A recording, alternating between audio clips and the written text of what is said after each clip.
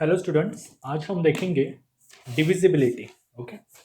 अब ये जो डिविजिबिलिटी है वो आप तो पहले से ही देखते आ रहे हो, बस मैथमेटिकल लैंग्वेज में हमें ज़रा सीखना है उसे कि किस तरह से लिख सकते हैं। ओके। बेसिकली डिविजिबिलिटी के इस सेक्शन के अंदर दो कॉन्सेप्ट्स बन के आती है। पहला है रिमाइंडर इक्वल टू ज़ीरो और दूसरा है remainder not equal to zero. Okay. So remainder not equal to zero की कंडीशन एवरीवेयर फॉलो होती है। Basically not equal to zero बस हमने आज के लिए लिया है, ठीक है। एक्चुअली ये होता है आर ग्रेटर देन और इक्वल टू, नहीं strictly greater than zero, like this. Greater than और इक्वल टू जीरो लिखते हैं वहां पे। Now R is equal to zero मतलब क्या? अगर 4 डिवाइडेड बाई 2 है तो यहाँ पे आंसर आएगा 2। यहाँ पे आंसर क्या आएगा? 2। हाँ, और रिमाइंडर आएगा 0। और अगर यहाँ पे सेम कंडीशन 4 डिवाइडेड बाई 3 है तो क्वोशंट आएगा 1, रिमाइंडर आएगा 1, लाइक दिस। सो एक डिफरेंस समझ लो। अगर a divided by b is equal to मैं c लिख दूं when remainder is 0, then I can write a is equal to b into C. ध्यान में रखो, मतलब ये डिवाइड आ जाके मल्टीप्लाई हो जाएगा। Where c belongs to z is a integer. Okay, ध्यान में रखो, लाइक दिस। और इन केस अगर यहाँ पे a divided by b is equal to c और something remainder is there called as d, so a is equal to, remainder बाद में लिखना है, B C plus D. Okay, remainder को यहाँ पे मत लिखो। a is equal to, I am sorry, a is equal to B C plus D, मतलब 4 is equal to 3 into 1 plus 1, like this. ये आपने बहुत बार किया होगा।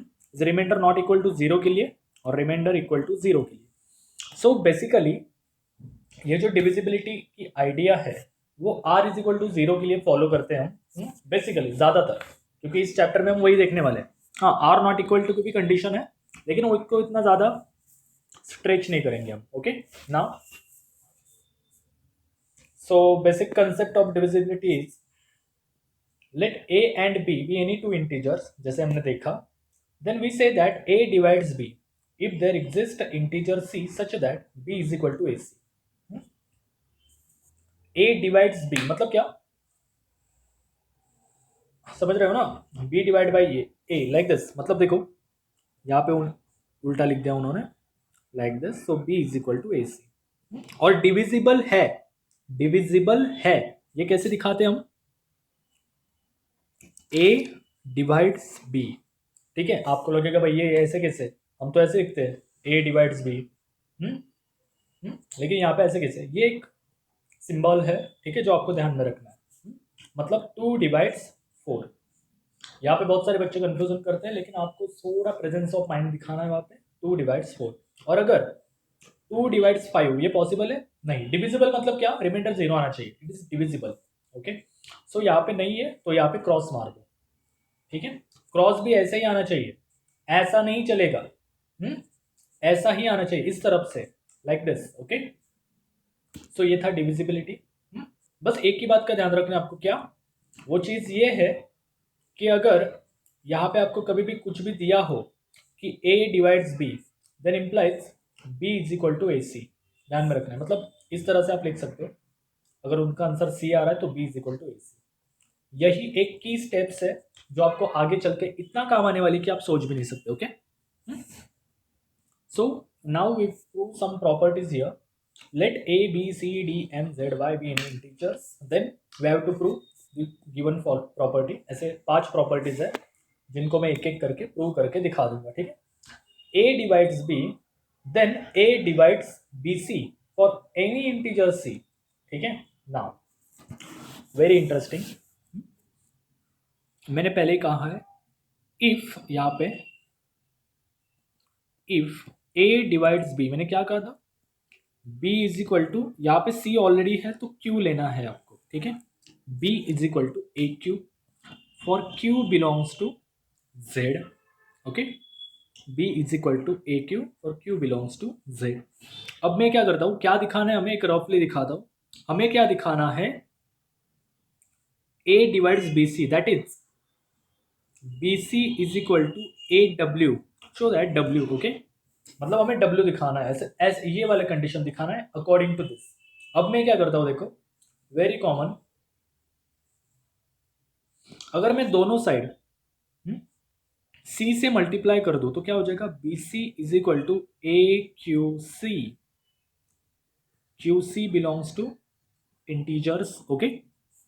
सो ये क्या हो जाएगा, देखो b C is equal to, ये क्यू सी को मैं एक ब्रैकेट में डाल देता हूँ, सो क्यू सी की वैल्यू कंसिडर करता हूँ W, where Q C is equal to W. क्या यही दिखाना था, मैंने अब 2 मिनट पहले दिखाया आपको कि A divides B C, that is B C is equal to A W, यही दिखाना था ना, देखो hence A divides B C like this. अब आप बोले कि डब्ल्यू कहाँ गया, तो डब्ल्यू ऐसे हो जाएगा ना, B C by A is equal to W like this. हमें ये लिखना है, ये नहीं लिखना है, ठीक है, इस तरह से। ये प्रॉपर्टीज एग्जाम में आती है फॉर 1 और 2 marks, basically 1 marks only, prove that this. अब a divides b and a divides c, ठीक है।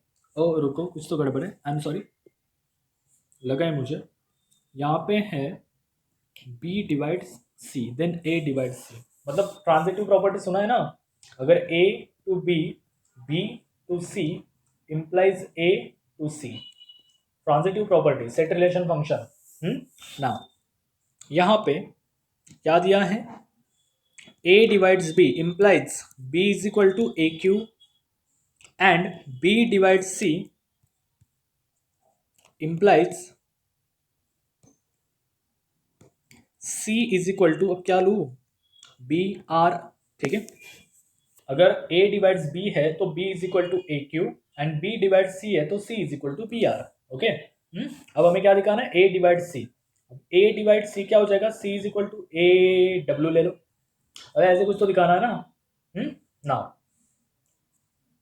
यहाँ पे मुझे एक बात बताओ, b की वैल्यू क्या है, यहाँ पे b की वैल्यू क्या है, ए क्यू है ना, तो यहाँ पे डाल दो a q r, that is c, q r को w घोषित कर दो, ठीक है, where q r is equal to w, that is a divides c. देखो खुद से प्रैक्टिस करो, अपने आप आ जाएगा, ठीक है, ए डिवाइड्स सी, कितना इजी है।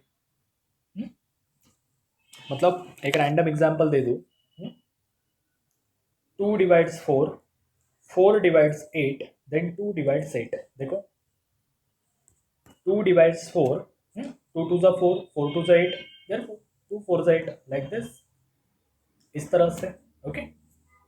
Now the third property, a divides b and a divides c, then a divides bx plus c by, ये इंपॉर्टेंट है एग्जाम पॉइंट ऑफ व्यू से, ठीक है। इसे प्रूव कैसे करना है, देखो अब a डिवाइड b है तो b is equal to A Q, and a divide c है तो c is equal to A R, ठीक है, ए आर, ओके। नाउ अब called as equation number 1, equation number 2, multiply, यहाँ पे बी एक्स है ना, तो x से मल्टीप्लाई करना पड़ेगा, multiply 1 by X and c को कौन है, y, 2 बाय y, क्या मिलेगा हमें, हमें मिलेगा B X is equal to A Q X and C Y is equal to A are Y, okay. ये हो गया। अब दोनों के एडिशन दिए तो यहाँ पे दोनों के एडिशन कर दो, so b x plus c Y is equal to r h s की भी एडिशन हो जाएगी, a Q x plus a are y, that is b x plus c y, यहाँ से ए कॉमन ले लो, q x plus r y, अब ये q x plus r y को डब्ल्यू घोषित कर दो तो ए हो जाएगा ए डब्ल्यू, that is a divides b x plus c y, like this. कितना ईजी है देखो, छोटी छोटी बातें समझ लो, बेटर रहेगा। Next, a divides b and b not equal to 0, then mod of a less than और equal to mod b, okay. यहाँ पे देखो a divides b, that is b is equal to A Q, for every q belongs to z। अब यहाँ पे b 0 नहीं है, अगर b जीरो नहीं है तो q भी जीरो नहीं होगा। अब आप बोलोगे कैसे? अगर b की वैल्यू जीरो होती, यहाँ पे देखो, पहली बात very common, a divide b है ना। मैं एक बात बता देता हूँ, a डिवाइड b है, oh I am sorry sorry like this, ठीक है। अगर b की वैल्यू जीरो होती तो a की वैल्यू जीरो नहीं होती। अब ऐसा क्यों? क्योंकि आप सबको पता है कि zero upon zero is indeterminate form, इसलिए a की वैल्यू तो जीरो नहीं आ सकती। बस b की वैल्यू जीरो रही तो आंसर क्या आएगा? आंसर क्या आएगा? जीरो, जीरो ही आएगा ना। Therefore zero is equal to a into zero, therefore q की वैल्यू भी जीरो हो जाएगी, देखो, और ये b की वैल्यू भी जीरो हो जाएगी। हेंस, और अगर b की वैल्यू जीरो नहीं है, मतलब सपोज करो थ्री है और यहाँ पे भी थ्री है, तो ये आंसर वन आएगा। Therefore three is equal to three into one, therefore q not equal to zero आ रहा है, देखो, लाइक दिस। ओके, अब मैं इसे रब कर देता हूँ। आई थिंक आपको ये लॉजिक समझ में आया होगा कि b not equal to zero, then q not equal to zero. Okay, sorry sorry, so q not equal to zero है, मतलब बेशक बेशक मॉड q की वैल्यू ग्रेटर देन और इक्वल टू वन आएगी। अब मॉड q लिया, निगेटिव पॉजिटिव सब उठा लिया मैंने। मॉड q की वैल्यू क्या आएगी? ग्रेटर देन और इक्वल टू वन। अब अगर ये q है, अगर मैं दोनों साइड यहाँ पे मॉड a से मल्टीप्लाई कर दूं तो क्या हो जाएगा? ऐसा आ जाएगा। Okay, but what is the value of A Q here? That is b, but लेकिन दोनों मॉड में, तो यहाँ पे भी मॉड में आ जाएगा। इसे ठीक ठाक लिखो तो ऐसा हो जाएगा, देखो हो रहा है, समझ में आ रहा है इस तरह से। ये की स्टेप है, यहाँ पे की स्टेप, हर एग्जाम्पल का कोई ना कोई ब्रेक पॉइंट होता है, उसे कहते हैं की स्टेप। ओके, तो आपको ये की स्टेप याद रखनी है। Okay, now the last one, a divides b and b divides a, then a is equal to plus और माइनस b। आपके टेक्स्ट बुक में ऐसा दिया है, इसे यहाँ पे इज इक्वल टू साइन देना भूल गए हो, ठीक है। नाउ a डिवाइड्स b, तो आपको क्या मिलेगा? b is equal to A Q and b divides a, then आपको क्या मिलेगा? a is equal to B R. Okay, उससे भी पहले ये समझ में आया होगा आपको। अब नेक्स्ट, अभी हमने लास्ट प्रॉपर्टी क्या पढ़ी? अगर a डिवाइड्स b है तो मॉड a लेस देन और इक्वल टू मॉड b, ठीक है। अगर a डिवाइड्स b है तो मॉड a लेस देन और equal to mod b, got it. And अगर b डिवाइड्स a है तो सिमिलरली क्या हो जाएगा? मॉड b लेस देन और इक्वल टू मॉड a। यहां तक समझ में आ रहा है? तो ये मोटा मोटा तौर पे देखा जाए तो मॉड अगर कैंसिल हो जाए तो ये होता है प्लस और माइनस b। आप इसको ऐसे भी लिख सकते हो, b is equal to plus और minus a, choice is yours, ठीक है। अब दिया ये है इसलिए हम ऐसे लिखते हैं, क्योंकि मॉड की वैल्यू हमें पता है ना। आपको शायद से मैंने सिखाया है रियल नंबर की पहले चैप्टर में, देखो कि अगर mod x is equal to mod है तो x की वैल्यू आती है प्लस और माइनस है। ये कैसे, उसका प्रूफ भी लिख के दिया है मैंने, तो आपको ये बात ध्यान में रखनी है। ओके, सो गाइज आज के लेक्चर के लिए इतना ही। अगले लेक्चर से हम देखेंगे GCD, greatest common divisor. Okay, so thank you so much, have a good day, bye bye.